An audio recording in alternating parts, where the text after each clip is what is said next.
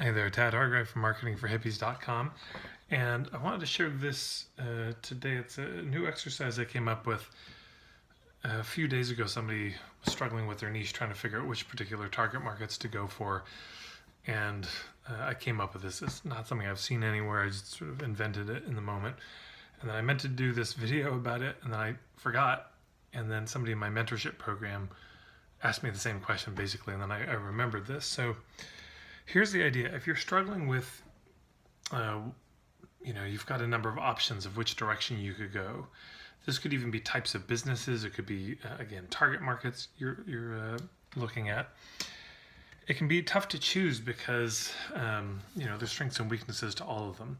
So this is maybe an oversimplification, but we're reducing it to two axes. So if you can imagine, there's this one, and there's this one. Step back a bit there. Okay. So this axis, let's say, is the money axis.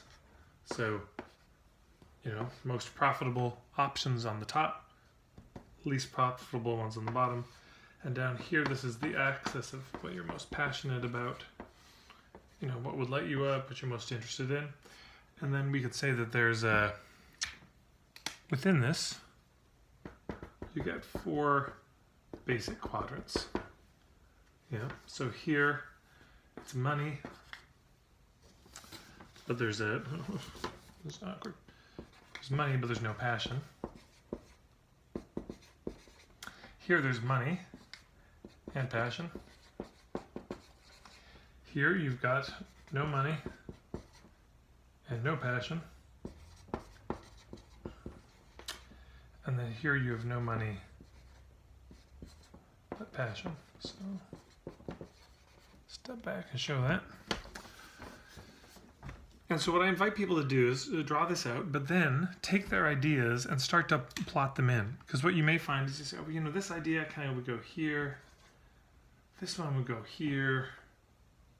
This one goes here. Yeah. But you may realize, there's nothing here.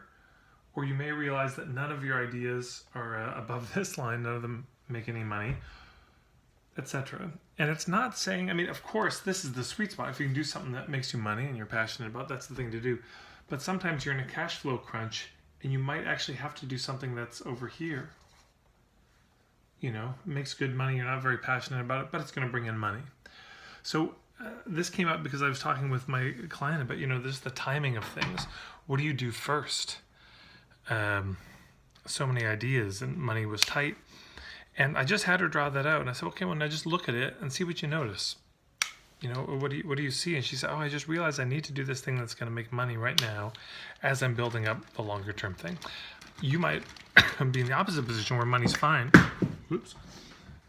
Where money's fine, but and you realize, wait a minute, I was going to do that thing. That's just because it makes money, but I'm more passionate about this.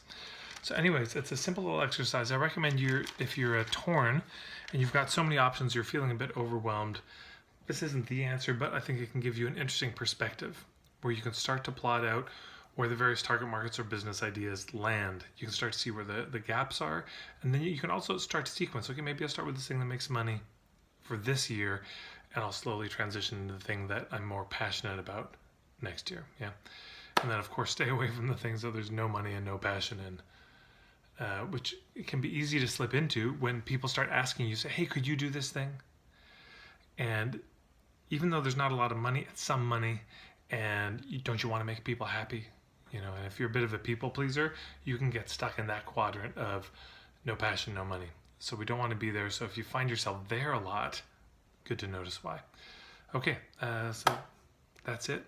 If you have any questions or thoughts, you can put them in the comments below. Thanks so much.